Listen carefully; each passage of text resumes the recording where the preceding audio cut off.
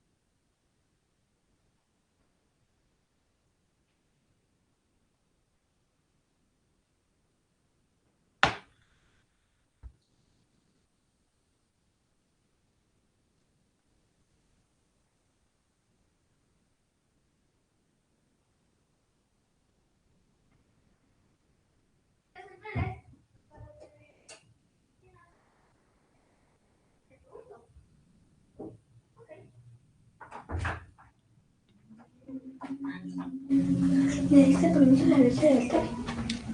Vérteles un ratito.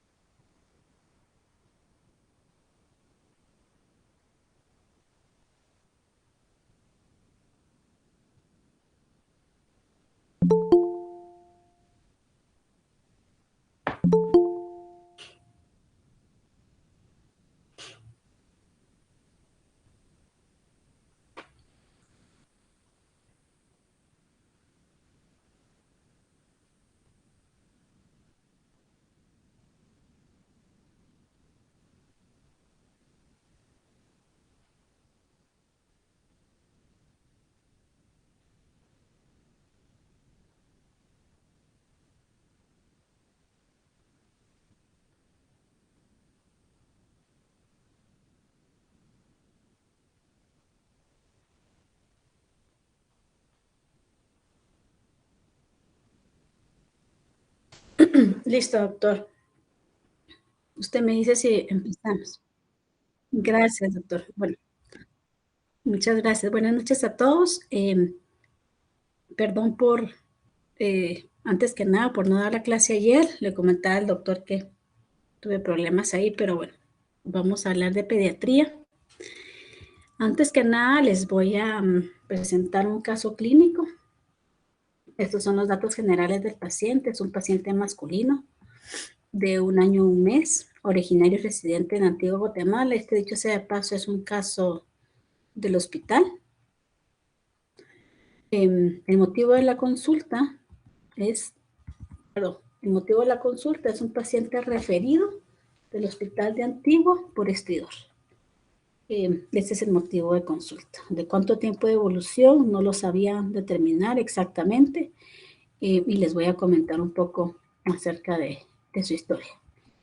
Respecto a la historia de la enfermedad actual, el paciente, bueno, la madre refiere de que era un niño previamente sano, que tenía un proceso respiratorio y lo ingresaron por neumonía en el Hospital Nacional de Antigua Guatemala, y secundario a un estridor que pudieron determinar, lo decidieron referir, y por no haber una mejoría clínica con respecto a la neumonía. ¿Ok? Dentro de los antecedentes, tiene hospitalizaciones previas. ¿Tienen alguna duda? Yo a ustedes no los puedo ver, pero siéntanse en la libertad de poder interrumpir, por favor. Tiene hospitalizaciones previas a los 5 meses por diagnóstico de bronquitis. No se indica. Estuvo también en el hospital de Antigua por 5 días.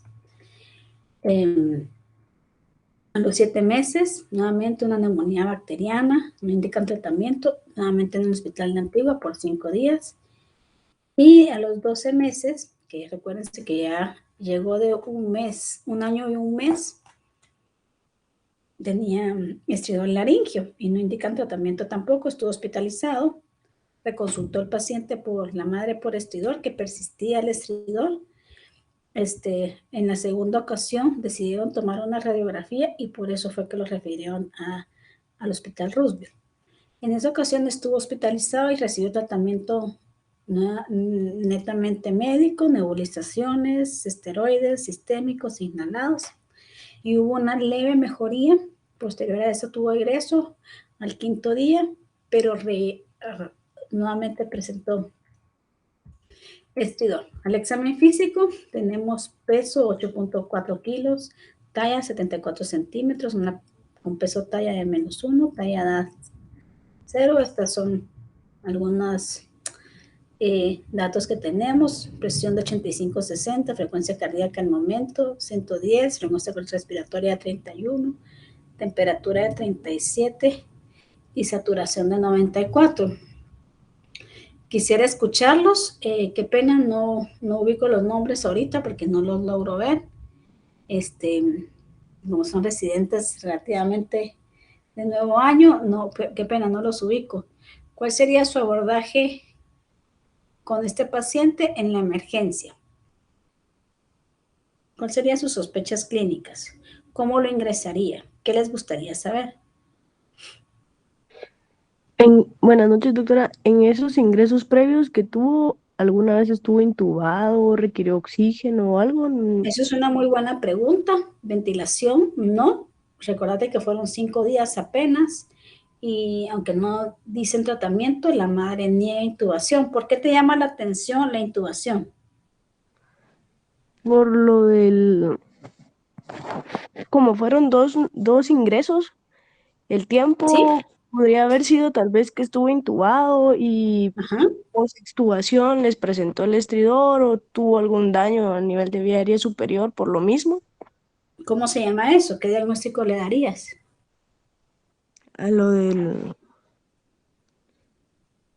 tal vez una laringomalacia, tal vez.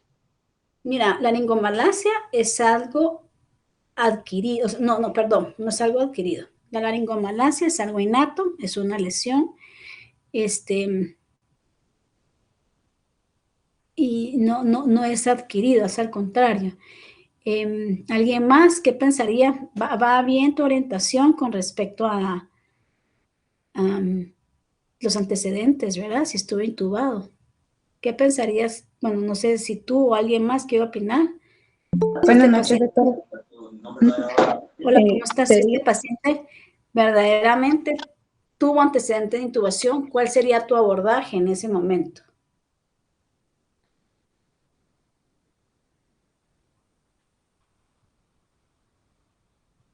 Tú me querías decir algo, perdón, te interrumpí. buenas noches, doctora. Sería considerando una estenosis subglótica, podría ser por pensando en intubación. Esta regla se llama estenosis subglótica adquirida y es una lesión posextubación que lo que hace es estrechar la luz traqueal y se genera turbulencia y se genera este tipo de estridor.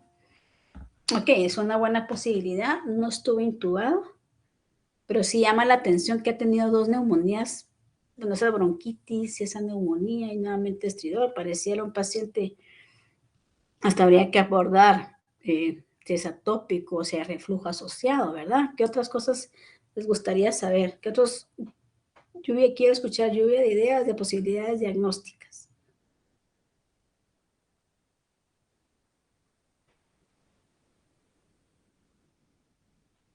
¿Les importaría saber qué tipo de estridor tiene?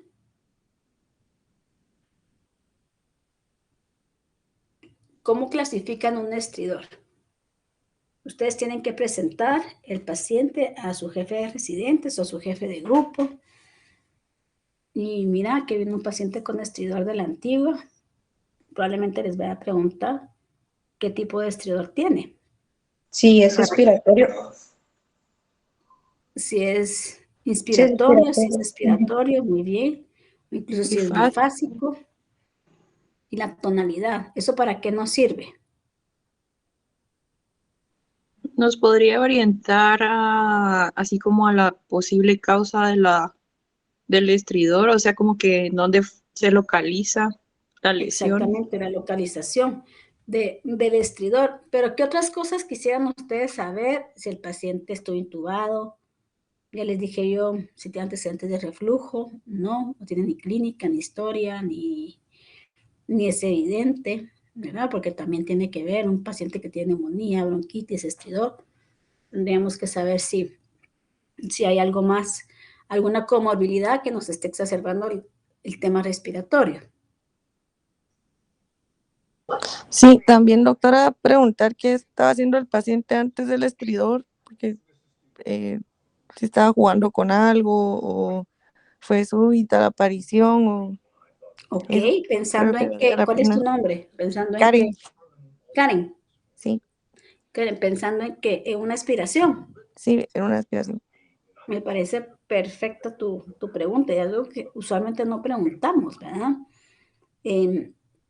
Los estridores, cuando tienen algún proceso infeccioso respiratorio asociado, precedente, ¿verdad?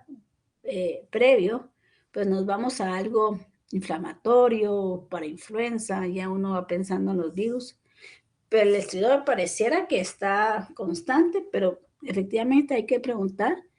Eso, Karen, me pareció muy valiosa tu pregunta. Entonces aquí hay algunos datos más. Estridor laringio de tono bajo durante el llanto. No nos dice si es inspiratorio o expiratorio. Probablemente quien lo ingresó no podía determinarlo, ¿verdad? Porque quedaba mucho el paciente. Tenemos laboratorios, una hematología que realmente no nos dice mucho. Incluso podríamos decir, es un proceso infeccioso viral. Vamos con el tema de la parainfluenza, hay que ver reactantes, hay que ver una PCR, ¿verdad? Para ver si hay algo asociado a este estridor. Tenemos una radiografía de tórax, normal o anormal. Quiero escuchar comentarios y por qué.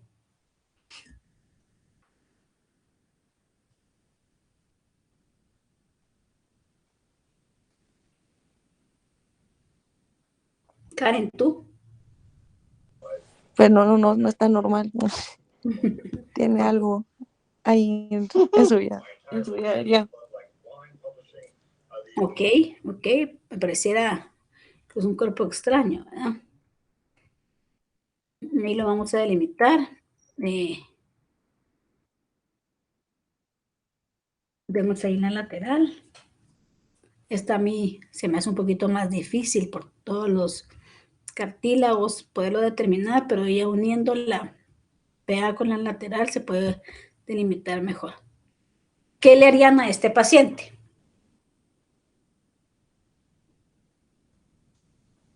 Ya estamos orientando un poquito la causa del estridor. ¿Qué le harían? ¿Cuál sería su tratamiento? ¿Qué recomendarían? ¿A quién se lo presentaría? ¿Cuál sería su manejo? Una ¿Lo mandarían a broncoscopia. la casa? ¿Lo hospitalizarían? O sea, quiero cosas. Lo hospitalizaríamos, doctora. ¿Lo dejas hospitalizado? Sí, ¿Ok? sí. ¿Y para qué? para vigilar, para monitorizarlo sobre todo. Ajá. Porque, Pues podemos ves que mandar a la casa y decirle a la mamá nos da datos de alarma y se viene otra vez. Si ve algo, pero ¿cuál sería la idea de dejarlo? pues, monitorizarlo, ver si se le puede iniciar antiinflamatorios, presentarlo a neumo, valorar una broncoscopía, que en nuestro caso pues no tenemos siempre una, pues como el broncoscopio a la mano, Bueno, ¿verdad? ¿verdad? O el broncoscopio, los doctores no están. Sí, incluso podrían hacer ustedes por la edad. Yo me atrevería a hacerles una laringoscopía en la emergencia. Podrían hacerlo perfectamente para poder ver vía aérea. Es un paciente relativamente pequeño que se puede manejar. Hacer una laringoscopía. ¿Ok? Entonces se ingresaron como estudio laringio, secundario en cuerpo extraño y estado nutricional normal. Le hizo una broncoscopía flexible y eso se ve, es tal vez un poquito subjetivo y no tengo aquí se ve la flecha, ¿verdad? Se ve el cursor, ¿verdad? Sí, Aquí doctora. hay algún clavado, aquí tenemos las cuerdas vocales, aquí están los aritenoides a este nivel. Aquí no debe de haber absolutamente nada, ¿verdad? Ustedes solamente cuando tenemos que hacer este estudio es un estudio dinámico que podríamos, más bien que tenemos la opción de valorar según el estado de inducción de la anestesia, la abducción de las cuerdas vocales y es evidente que tenemos un cuerpo extraño. Acercándonos un poquito más, algo que divide, ¿verdad? Esta primera porción de la tráquea. Entonces se hizo una broncoscopía rígida. La indicación de la broncoscopía flexible es para poder, se puede hacer alguna extracción si tuviese el equipo, pero lo ideal es con broncoscopio rígido para poder instrumentar de mejor manera y poder ventilar mejor al paciente. Entonces tenemos esto que se logró extraer y era un huesito de pollo, ¿verdad? Que está súper enclavado ahí. El problema aquí es que pudo haber hecho secundario a este paciente no recuerdo la verdad, si lo volvimos a ver, yo por lo menos no, tal vez el doctor López. Este paciente tiene todo el derecho de hacer una estenosis subglótica adquirida secundaria a la lesión que tuvo, ¿verdad? Entonces se extrajo el cuerpo extraño, se ve muy pequeñito, pero lo suficiente para producir el estridor, porque ya ven qué porción estaba obstruyendo la vía aérea.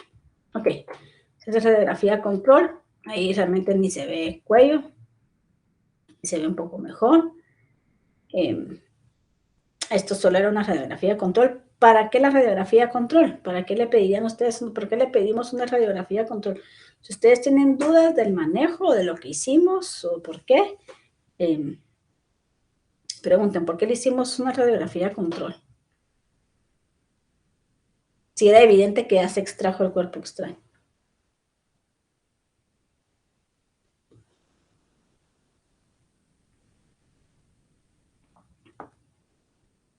¿Alguien distinto a ti, Karen, que conteste? Para ver si se extrajo completamente. Bueno, eso es como esa visión directa. Lo más probable es de que sí se vino todo, ¿verdad? Normalmente lo que hacemos es extraer y entrar nuevamente con el flexible. Y con el flexible podemos considerar. La idea de hacer esta radiografía de control es como, ¿vieron el tipo de hueso que tenía unas lesiones ahí, unas porciones puntiagudas, ya para ver si no hizo suficiente lesión como para poder producir una enfisema? Y aquí estamos hablando incluso de una probable mediastinitis, ¿verdad? Que sí puede ser una complicación mayor a tener el hueso ahí, que es solamente para ver escape. Bueno, entrando al tema, ya tiene un poquito de lógica lo que vamos a escuchar ahorita y posteriormente, pues además de pequeñas pinceladas que le di de ponerlo en práctica, que ustedes cuando todo estridor tiene una causalidad y todo estridor súbito sin ningún antecedente infeccioso, tenemos la obligación de explorarlo, ¿verdad? Porque hay una alta probabilidad de una aspiración.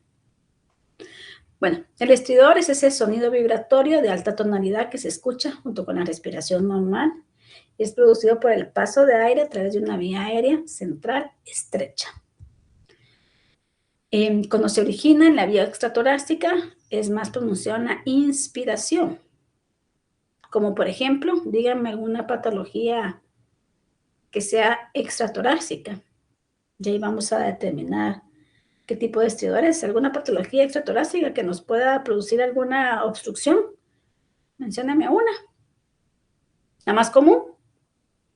Ya la dijeron. Laringomalacia.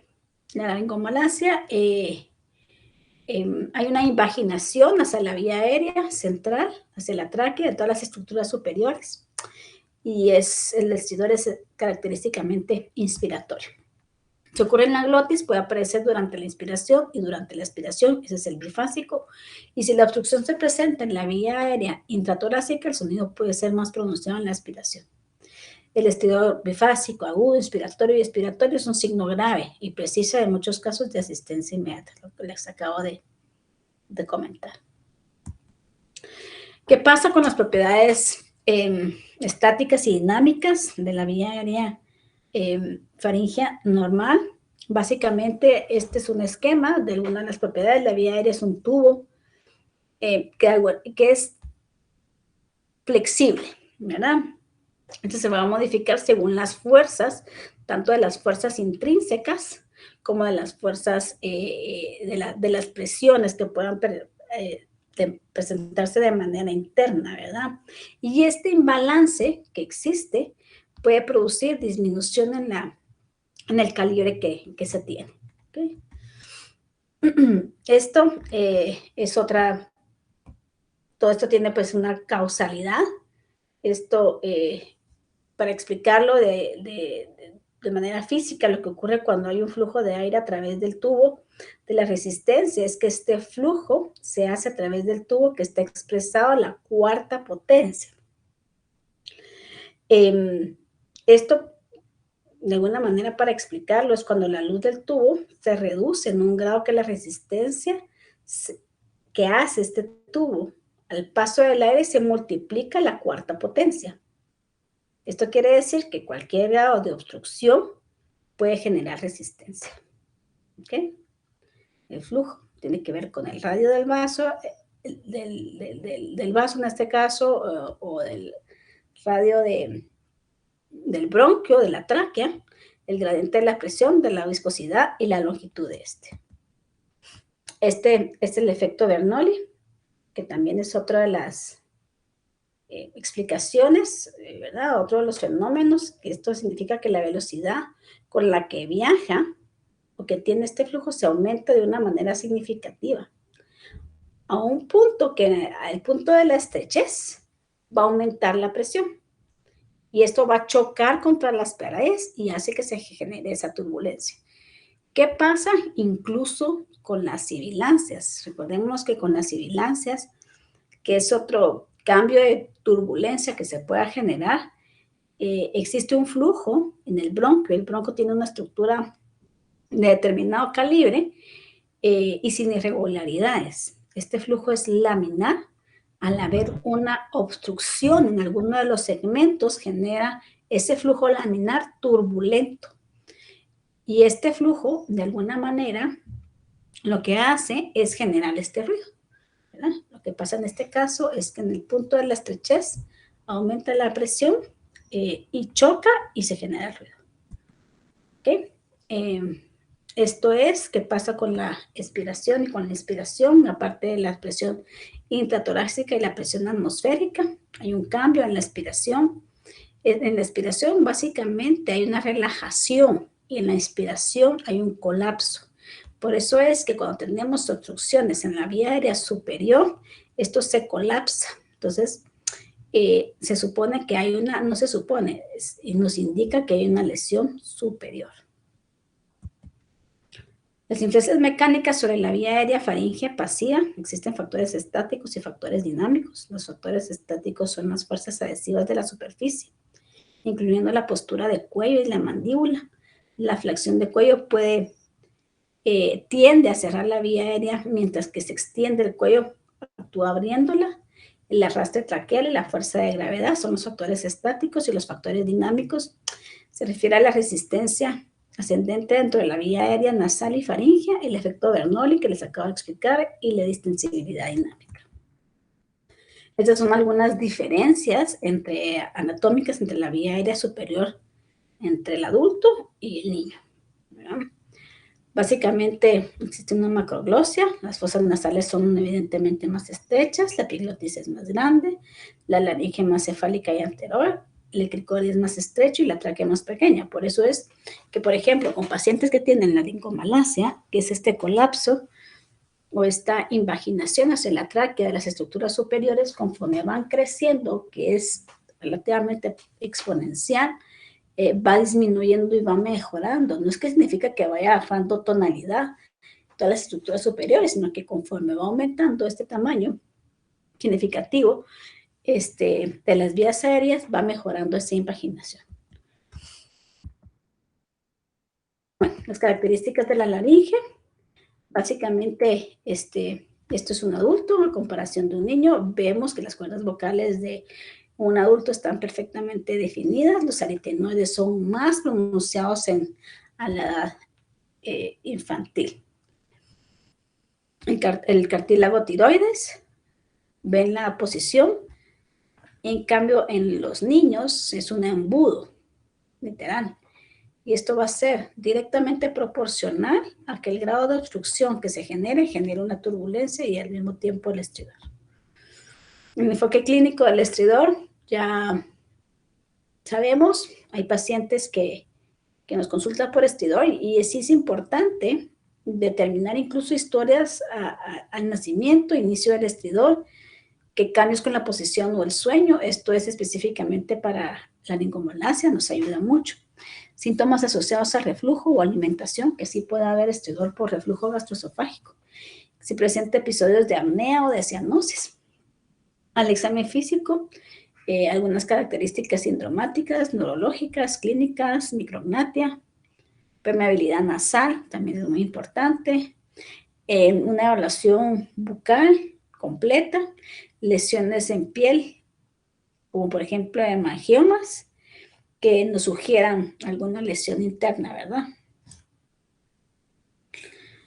Muy bien, y existen estudios complementarios que también nos pueden apoyar. Recordemos que es muy importante la historia clínica, nos va a dar prácticamente un buen diagnóstico, pero tenemos que apoyarnos de estudios complementarios en algún momento que no tengamos, en este caso el cuerpo extraño, pues sí nos apoyó una radiografía, que perfectamente lo pudiéramos haber mandado, tiene estridor, sí, posicional, tiene 1 año, pues tal vez puede ser laringomalacia, váyase a su casa, no tiene datos de dificultad y vemos cómo le va, ¿verdad? No, o sea, estos estudios complementarios nos apoyan. Aquí es evidente un colapso completo de la vía aérea, puede ser en una laringotraqueitis o una epiglotitis incluso, que son severamente más drásticas, ¿verdad? Y en este caso, que nos apoyamos en una serie gastroesofágica, que lo que vemos es una indentación del esófago. Estos casos que tienen alguna obstrucción o algún estridor, incluso desde el nacimiento, podemos hablar de anillos traqueales, que abrazan prácticamente, hay una normalidad y que abrazan tráquea y esófago. Entonces pueden haber cambios a nivel del esófago y esto nos pueden apoyar. Lo ideal aquí es hacer más estudios, o sea, seguir con el lineamiento de hacer una angioresonancia para poder determinar la lesión. ¿Ok? Aquí vemos la tráquea, que en este caso sí es un anillo traqueal, en el cual se ve que hay un cambio de la vasculatura Entonces, eso hace que se obstruya de manera intratorácica la tráquea. Estamos obligados a hacer broncoscopías en algunos casos. Bueno, yo les diría que no en algunos. En cualquier paciente que pueda tener estridor, si no está asociado a un proceso infeccioso y si no va a la mejoría, pues definitivamente hay que hacerle una broncoscopía, que es el estudio dinámico, para ver qué es lo que está pasando. ¿Qué es lo que vemos aquí? Es una flacidez, incluso podemos, como les explico, es un estudio dinámico. Si aquí estuviéramos ingresando y vemos pulsaciones acá, pues podríamos hablar de anillo vascular, ¿no? Los principales causantes de estridor pediátrico, el estridor en niños puede ser congénito, adquirido o mixto.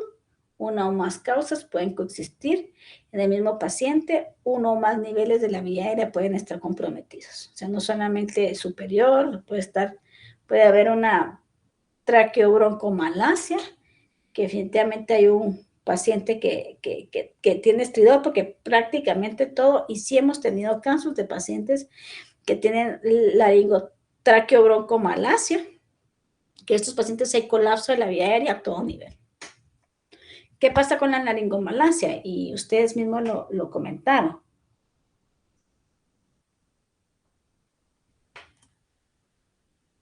Es la causa más frecuente de estridor congénito. Representa al menos el 60% de los casos. Los síntomas suelen manifestarse entre la segunda y la cuarta semana de vida, cuando el recién nacido comienza a tener más actividad. Su causa no es del todo clara, aunque se piensa que se debe a una inmadurez neuromuscular, más que a una alteración cartilaginosa. Este estridor normalmente puede aumentar hasta los 6 meses y progresivamente van disminuyendo. El tratamiento para esto, no hay mayor cosa que hacer. Más que dar la plena educacional al paciente, hacer estudios diagnósticos para realmente determinar que sea una laringomalacia. Hay una clasificación de Hollinger, hay tipo 5, y dependiendo de la lesión que veamos en el estudio dinámico, lo vamos a categorizar. Bueno, inmovilidad cordal. Esta es la disminución de la movilidad de una o ambas cuerdas. Parálisis de cuerdas se detectará habitualmente con un naso. Esa es otra opción que podemos hacer, rinoscopías. Yo creo que, no lo sé si estamos más de recursos con broncoscopios o rinoscopios, no lo sé. Pero podría ser perfectamente una nasofibroscopía al paciente despierto, que es la mejor opción para poder determinar la abducción de las cuerdas. Esta puede deberse a un trastorno neural, parálisis, o una restricción mecánica por cicatrices, luxación, fijación de las cricoaritinoides. Para diferenciar entre ambas, los aritinoides y las cuerdas deben ser palpadas durante una laringoscopía bajo anestesia. Y en caso de parálisis idiopática, se aconseja también obtener una resonancia magnética cerebral. ¿Ok? Estenosis laringotraqueal. Estas estenosis pueden presentarse de una manera aislada, asociarse a otras malformaciones o como parte de un síndrome, y estas pueden ser adquiridas pueden producirse por diversas causas como trauma laringeo, cirugías, infecciones, quemaduras. En pacientes con quemaduras, también debemos, esas quemaduras por inhalación. Si hay estridor, debemos de hacer una broncoscopía, ¿verdad? Para poder determinar. Y ya ven, la mayoría son secundarias al daño por intubación endotraqueal. Existen lesiones agudas como granulomas y úlceras. Pueden evolucionar a una estenosis laringotraqueal. Este paciente que les comento del cuerpo extraño, por la cronicidad que tuvo, si hubo una lesión, o sea, son candidatos de hacer unas recuperaciones granulomatosas y estenosar esa área, ¿verdad? A nivel de la supraglotis, la mayoría son iatrogénicas o por ingestión de cáusticos. A nivel de glotis, las lesiones congénitas incluyen membranas, que son las webs, y las atresias laríngeas a veces se asocian a síndromes como el velocardiofacial. A nivel subglótico es una zona anatómica de especial relevancia, ya que es el único anillo cartilaginoso completo. Entonces es menos distendible, por consiguiente. Por eso es que la estenosis subglótica adquirida incluso es dentro de las más comunes. Esta estenosis subglótica, la congénita, puede ser cartilaginosa o de tejidos blandos o mixtos, y la tercera causa más frecuente de estridor congénito, aproximadamente entre un 10 a un 15% de los casos. Les voy a hablar un poquito al terminar esto de las estenosis y qué es lo que yo he visto, lo que hemos visto nosotros en el hospital. De requerir tratamiento, habitualmente se requieren técnicas quirúrgicas abiertas de expansión y resección. La estenosis subglótica adquirida es una causa relativamente frecuente de estridor. Post-intubación, lo que ustedes decían, producen cicatrices que estrechan el lumen. ¿Qué pasa con estas estenosis subglóticas? Pueden ser membranosas o más gruesas. Entonces, de esto va a depender también el tratamiento. A nivel de la tráquea, la estenosis traqueal congénita puede presentarse de manera aislada o asociada a malformaciones vasculares. ¿Qué pasa con las estenosis? Voy a parar de compartir un ratito aquí y me voy a salir para poderlos ver. Bueno, o por lo menos ver los nombres. Las estenosis subglóticas adquiridas, estas estenosis que se causan principalmente por intubación, no es determinante si es un día, 2 días de intubación, un mes de intubación, no es determinante el tiempo, probablemente es más determinante que también le calza el tubo orotraqueal, si el paciente está despierto o no, para poder estar peleando con ese tubo.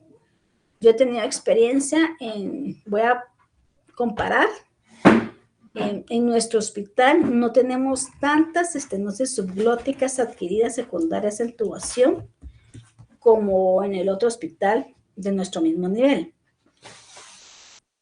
¿Qué es lo que pasa en el otro hospital? Y es mi puro sesgo. Básicamente hay algunas directrices para poder extubar a los pacientes y la mayoría de los pacientes pasan despiertos, ventilados, todo el fin de semana. Y si se les sale el tubo, el niño responde, lo vuelven a intubar. Y eso lo he visto yo. Entonces el niño pelea mucho con el tubo y estamos intubándolo y ventilamos más, utilizamos más estos tubos con balón.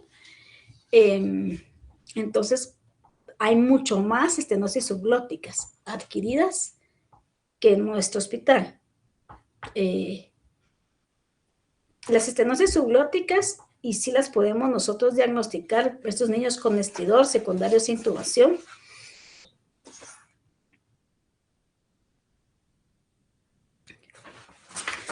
Secundarios a intubación, podemos clasificarlas en concéntricas o marginales.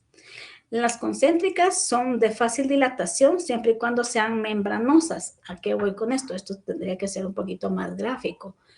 Pero si tenemos una estenosis subglótica marginal, no podemos dilatar. Si la tenemos concéntrica, es decir, en el centro, y esta es membranosa, no está engrosada, fácilmente podemos dilatarla, incluso con los mismos tubos orotraqueales o con los dilatadores que tenemos.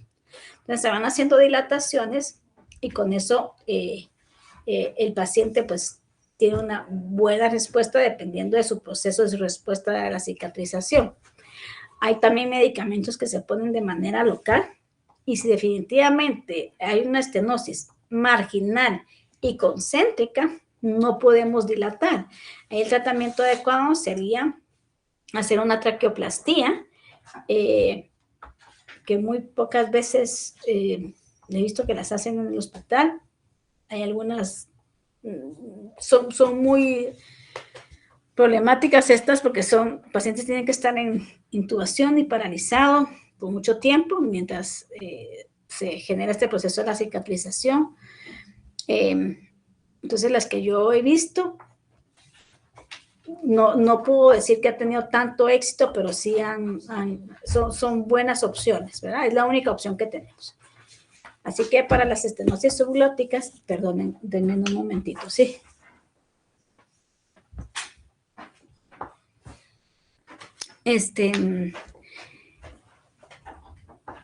Gracias a estas estenosis subglóticas concéntricas y marginales, el tratamiento que tenemos tendría que ser sí o sí una traqueoplastía, y si no, nos vamos a una dilatación si estas son concéntricas y membranosas, es decir, delgaditas. ¿Okay? No sé si van teniendo alguna duda. Me comentan, por favor, si no, seguimos con la presentación que ya vamos avanzando.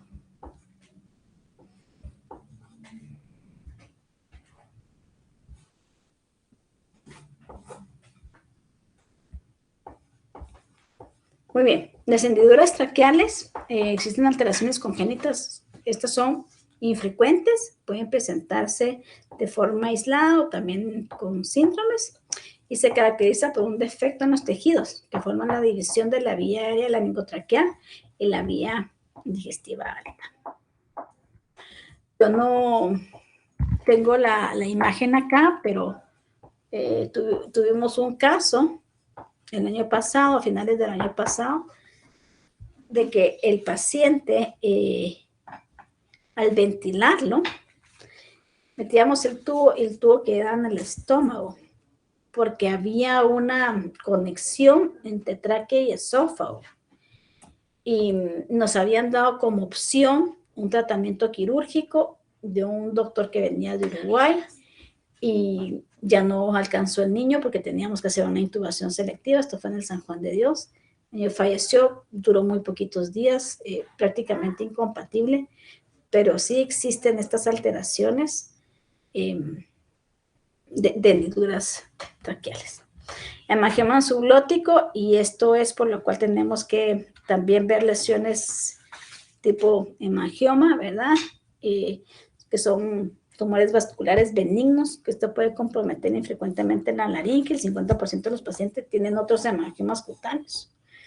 Y los síntomas comienzan a los 2 o 4 meses de edad, aumentando hasta los 10 a 12 meses. Los quistes laringios son quistes ductales, saculares y laringoceles. Los primeros se deben a la obstrucción de los ductos de las glándulas mucosas y pueden ubicarse en distintas regiones como valléculo, subglótico. Y en la última suelen asociarse antecedentes de intubación y varios meses antes a síntomas. Los quistes saculares y los laringoceles se deben a una dilatación anormal del sacuro laringio. La traqueobroncomalacia. Esto pues también es frecuente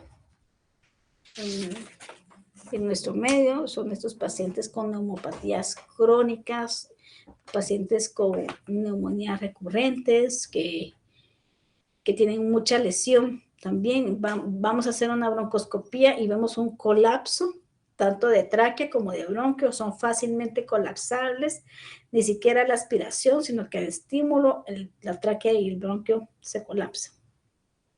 Y esta debilidad o este colapso puede ser de una porción, no del todo. Afecta tanto el anillo cartilaginoso como la pared posterior. Recordémonos que la tráquea tiene anillos cartilaginosos anteriores y una porción membranosa posterior. Y eso es como nos ubicamos en el broncoscopio. Pero cuando entramos, es fácilmente colapsable, ¿verdad? Eso se determina en una tráqueo, y cuando entramos a los bronquios principales y tienen las mismas características, hablamos de traqueobronquiomalacia. Tratamiento para traqueobroncomalacia realmente es tratamiento sintomático, de manejo de secreciones, de terapia respiratoria, y pueden haber stents que sí se colocan en niños. Es más común en adultos por otras causas que cáncer, ¿verdad? Pulmonar o enfermedad pulmonar obstructiva crónica. Se pueden colocar, pero en niños es poco usual. Causas de obstrucción de la vía aérea infantil. Bueno, pues ya lo sabíamos, eso es como un pequeño resumen. Congénita, laringomalacia, parálisis de las cuerdas vocales, estenosis subglótica, hemangiomas, anillos vasculares, linfangiomas cervicales. Yo pondría en nuestro medio laringomalacia y posteriormente estenosis subglótica. Y como adquiridas, la estenosis subglótica definitivamente, ¿verdad? Adquiridas Krupp y otras infecciones, cuerpo extraño, como lo acabamos de ver, parálisis recurrente, tumores, masas mediastinales, hipertrofia adenoamigdala. Diagnóstico diferencial, el estertor nasal, como un sonido generado por congestión a nivel de las fosas nasales, tenemos que determinarlo. Incluso ahora es muy fácil que la mamá ponga un audio, ¿verdad? O un video y ya grábelo o ya podemos nosotros escucharlo o verlo. El ronquido como un ruido áspero y grave ocasionado por la vibración de las estructuras velales y la faringes. Y la sibilancia como otro sonido agudo y musical, al final, habitualmente al final de la expiración, originado en la vía aérea inferior distal. Manejo diagnóstico del estridor, tenemos que saber la severidad, progresión, si está asociado a la alimentación, si hay episodios de cianosis, aquí tenemos que incluso incluir los altes, sueño y radiología. Entonces son algo que sugieren para poder hacer exploraciones complementarias para el estridor. Muy bien, esto es un muy breve resumen de lo que es estridor. Es importante que lo tengamos en cuenta para nuestro diagnóstico clínico. En los pacientes no dejemos pasar un estridor por alto, indaguemos las causas y mandemos a hacer los estudios necesarios pertinentes. ¿Ok? No sé si tengan alguna duda o comentario.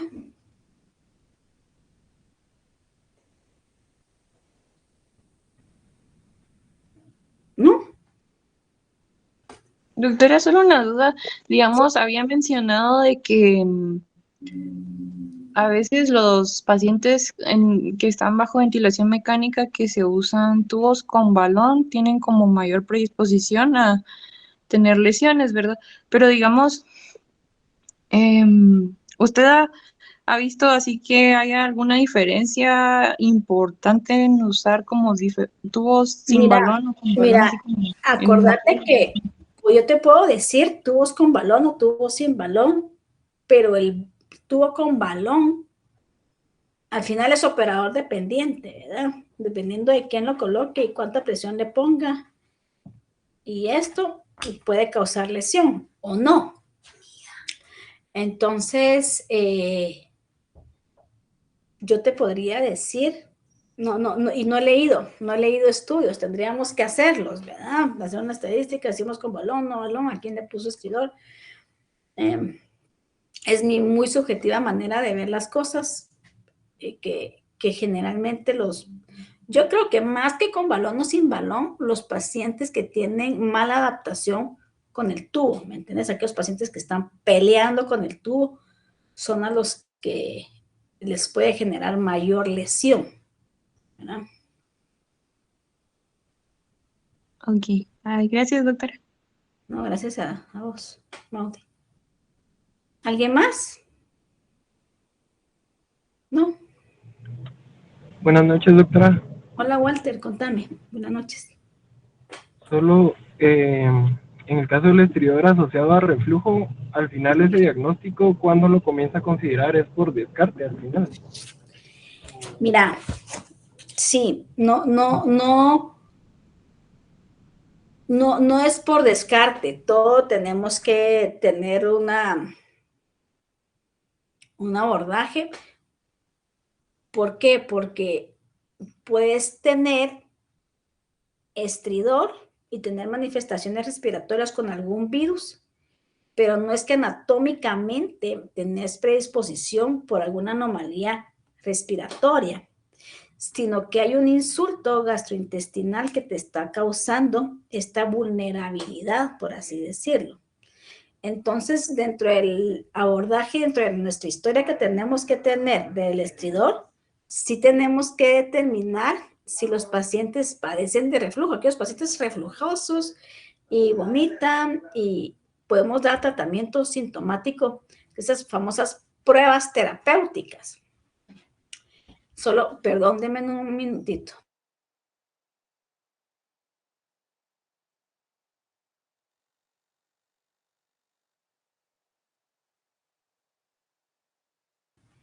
Entonces podemos dar pruebas terapéuticas que vemos si hay aquellas malas técnicas alimenticias, que viene una infección respiratoria superior y tenemos un estridor, dependiendo por supuesto que si es expiratorio, poco probable que vaya a ser por reflujo, ¿verdad?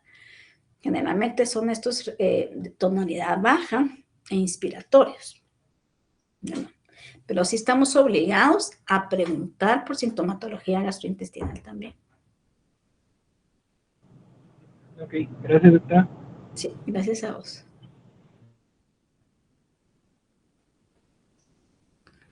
¿Alguien más? ¿No?